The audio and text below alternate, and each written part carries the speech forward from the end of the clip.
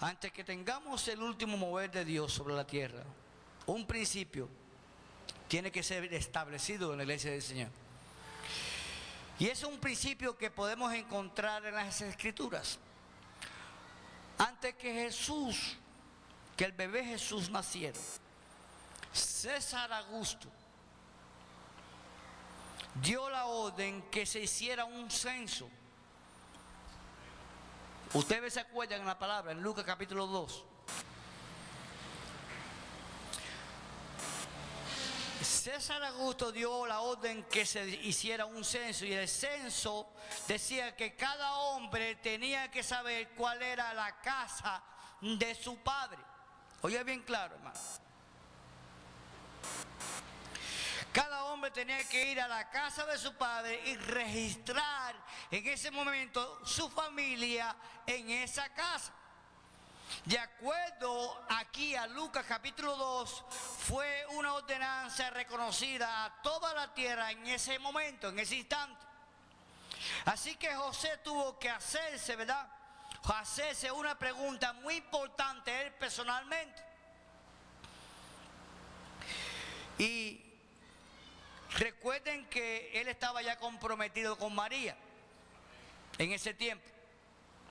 ¿Ok? Él tenía que hacerse la pregunta: ¿quién es mi padre? Él tuvo que hacerse la pregunta: ¿y de dónde está o dónde está la casa de mi padre? Pero él estaba en una ciudad llamada Nazaret, y la casa de su padre no estaba en Nazaret. La casa de su padre estaba en Belén de Judea. Según el capítulo 2, verso 4, dice: y José, ¿verdad?, subió de Galilea, de la ciudad de Nazaret, a Judea, a la ciudad de David, que se llama Belén, por cuanto era la casa y familia de ¿quién? De David, del linaje que venía. Y en Belén era de la tribu de Judá en aquel tiempo, a la cual él pertenecía. José pertenecía a esa tribu de Judá. Y José tuvo que tomar una decisión muy arriesgada en su vida, porque María estaba embarazada, y por lo que había dicho el ángel, ¿verdad?, a José en sueño, en aquel momento ese niño era engendrado por ¿quién? Por el Espíritu Santo, había sido puesto dentro de ella. Y tenía que llamarlo Jesús, admirable, consejero, príncipe ¿de qué? De paz. Tenía que llamarlo Jesús. No había manera, no había otra manera.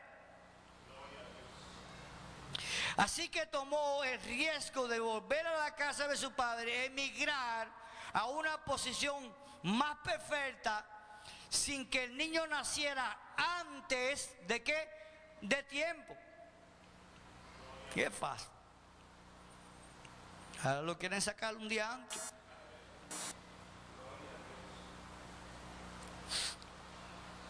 Entonces Dios en su sabiduría usó este principio para reordenar cada familia en aquel momento que estaba fuera de orden, porque la luz, ¿verdad?, del mundo ya estaba a punto de ¿qué? De nacer, que era Jesucristo. Y tuvo que ordenar todo. Es que el Dios es un Dios de orden increíble. Dios nos ayude. Tenga misericordia de nosotros.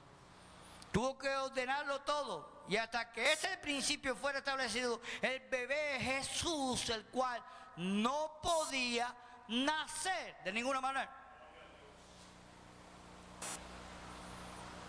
Una persona me preguntaba: pastor, ¿y cómo usted puede predicar muchas veces con unos cuantos hermanitos dentro de la iglesia? Bueno, como le puedo predicar a uno igual. Con el mismo gozo, con la misma alegría, me tiro de rodillas de atrás, vengo para acá adelante y predico como si hubiera una sola persona. Cristo le predicaba a uno, como predicaba a multitudes. Eso no puede afectar mi vida espiritual con el Señor. Eso no puede afectar mi visión con Dios. Eso no puede afectar mi buscar, mi intimidad, mi identidad en el cuerpo de Cristo. No puede afectarlo, al revés. Lo que debo es llenarme más todavía del Señor y predicar con más ánimo, con más entusiasmo, sabiendo que lo que hay detrás de eso es el mismo diablo operando sobre todas las cosas. Entonces la unidad solo puede ser determinada por tu identidad. ¿Ok? Hasta que nosotros no conozcamos la casa de nuestro Padre, no podemos traer unidad a la casa o a la iglesia del cuerpo de Cristo. Porque cuando tenemos una iglesia, ¿verdad?, migratoria, Dios no puede trabajar, hermano. Porque si la iglesia se uniera, fuera diferente. ¿Cuánto me da un amén a eso? Claro. Entonces tenemos que volver a la imagen de Dios y es un proceso. Un hijo es nacido, pero un hijo es dado, dice la palabra. Cuando Jesús vino al mundo y tomó la forma de hombre, Él nació como un niño, pero le tomó 30 años para que se convirtiera en un hijo, en su humanidad, hermanos. Y Él tuvo que ser dirigido antes que el Padre dijera esta palabra que leía anteriormente. Y muchos de nosotros muchas veces pedimos. ¿Cuántos han pedido? Según el Salmo 2, verso 8, dice así: pídeme y te daré, dice la palabra, por herencia las naciones y la posesión tuya, dice, los confines de la tierra. Esa oración siempre está en nosotros. Pídeme y te daré por herencia las naciones. Una de mis oraciones favoritas. El amor por el llamado de Dios a las misiones. Y uno pedía: Señor, yo quiero ir a las misiones, a las naciones. Heme aquí, envíame a mí. Amén.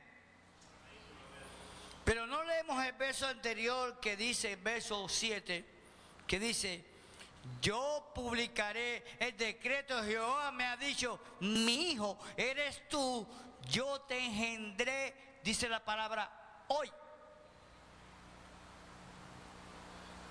Ahora pídeme. Después que tú lees el versículo 7, ahora pídeme todo lo que tú quieras, pídeme. Eclesiastés dice así bien claro: bendita es la nación que su rey es hijo de nobleza. Oye cómo dice la palabra. Gálatas dice: mientras el hijo está bajo cuidado hasta el tiempo separado por su padre. Gálatas capítulo 4. Vamos a buscar a Gálatas capítulo 4.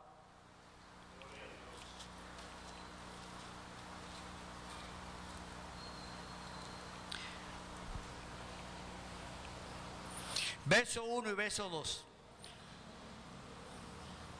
Pero también digo, entre tanto, que el heredero es niño, en nada difiere del esclavo, aunque es señor de todo, sino que está bajo tutores y curadores hasta el tiempo señalado por el ¿quién? Por el Padre. Jesús, a los 12 años de edad, apareció en el templo y él estaba surgiendo en su desarrollo como hombre, suspendido de la divinidad que él se le había dado. Un niño normal, un niño que se hacía pipí, ¿verdad?, en sus pañales. Porque no me digan que Jesús no hacía pipí, hacía pipí. No me digan a mí que a Jesús no le daba catarro. Jesús era un niño que le daba catarro. Sí, claro, hermano. Oh, porque a Jesús nunca le dio catarro. Oh, pero ¿qué niño? ¿A qué niño no le da catarro? Un niño que era carpintero, que posiblemente se gastaba un clavo, se enterró de vez en cuando, una estillita. Porque imagínate, si era tan santo. Él no tenía pecado, pero era un niño que estaba siendo criado normalmente. Sus padres los criaban, María y José criaban a ese niño. Y todos miramos a Jesús de otra expectativa, de otra forma de ser. Pero este niño Jesús era criado y nacía como un niño normal, estaba siendo desarrollándose como un niño normal. Nosotros no lo vemos de esa manera, nosotros vemos a Jesús ya grande, en el cielo. Jesús fue criado normalmente. A lo mejor un día estaba caminando y se enterró un clavo en el pie y María le curó el clavo, la herida. Hermano, hay muchas cosas que nosotros no las podemos leer, pero podemos saber que a un niño le pasan muchas cosas.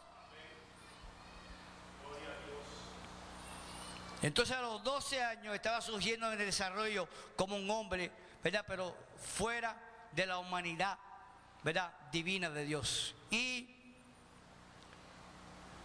prematuramente empezó a tener conversaciones, dice la palabra, a los 12 años, con los doctores de teología de aquellos tiempos. Y cuando sus padres lo encontraron, después de 3 días de estar buscando niños por todos los lugares, lo encontraron. Y le preguntó, ¿dónde has estado, hijo? ¿Qué le dijo él? En los negocios de mi padre, ¿tengo de qué? ¿Qué estar? Esas fueron sus palabras. La palabra original es en los asuntos. Oigan bien claro, en los asuntos. Él no tenía la orden de estar discutiendo con los asuntos del reino en esos momentos. Ninguna orden tenía él. Fue únicamente a la edad de 30 años después, que el Espíritu Santo descendió sobre él. Dice la palabra, descendió sobre él, cuando dice la palabra que vino esa voz favorable del Señor. Dice, se abrieron los cielos cuando estaba siendo bautizado, y dice, se abrieron los cielos y se bajó la paloma como espíritus, ¿verdad? Como Espíritu Santo se posó sobre él, y hubo una voz del cielo que dijo, ese es mi hijo amado en el cual yo tengo que complacencia. Esto está en Mateo capítulo 3 versos 16 y 17. De ahí en adelante Jesús empezó a predicar, arrepentidos. Y empieza a predicar un ministerio diferente. Quiere decir, el tiempo arrepentido es el tiempo ha llegado.